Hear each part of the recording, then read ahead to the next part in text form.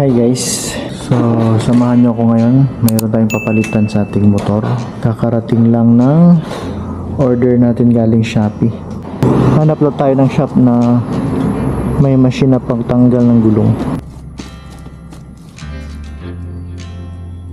Dalawang gulong yung papalitan natin ngayon, yung harap at likod. Itong brand ng gulong na ginamit natin ay Corsa tsaka Shifa. So far itong mga brand na to, kahit mura lang, kaya naman makipagsabayan sa mga branded. Itong dalawang brand na to ay mahigit isang taon na to nagamit natin, at kahit isang beses hindi tayo nabutasan. So nagbiyahe na tayo ng Davao, Laguna, Mindanao. So kung saan na tayo nakapunta, at napakasulit ng gulong na to. Mura lang pero napakatibay. Itong sa harap na gulong ay ang Shifa, tsaka itong sa likod naman ay yung Corsa Dual Sports.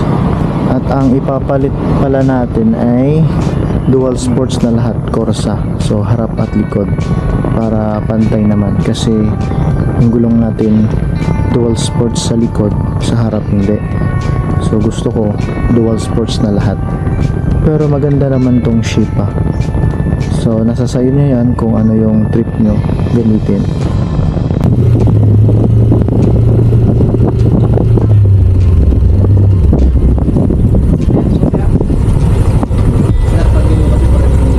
Hindi.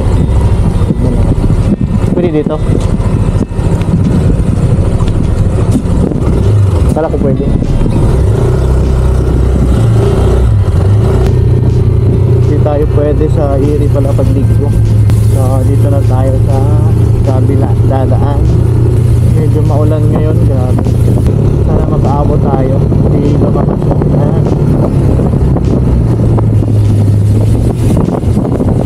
papasok sana tayo, dire-diretso na yun sana. May nakasabayan tayong mga siklista. Titibay, ganda ng mga bike.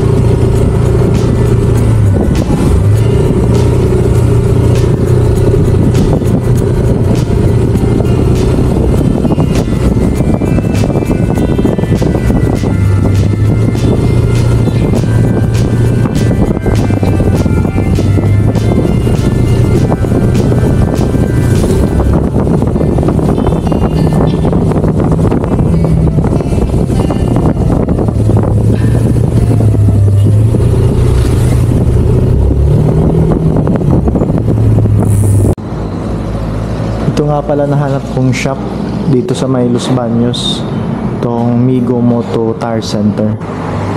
Kompleto na rin sila sa mga iba-ibang brands ng gulong. Kasi itong sa akin nabili ko sa online, pero mas maganda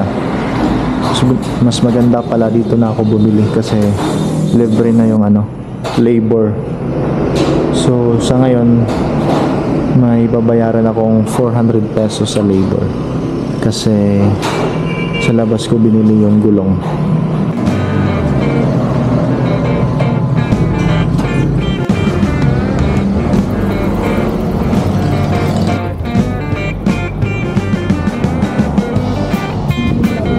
Wala na nga. Hindi na nga tumigil ang ulan, at ako'y basang-basa. Pero goods lang, kasi okay na yung gulong natin.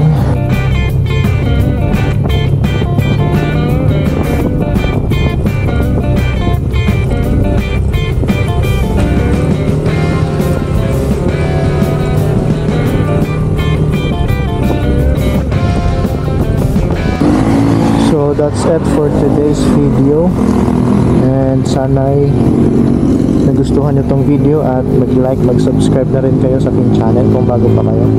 And that's it. Salamat sa panonood. See you on the next vlog.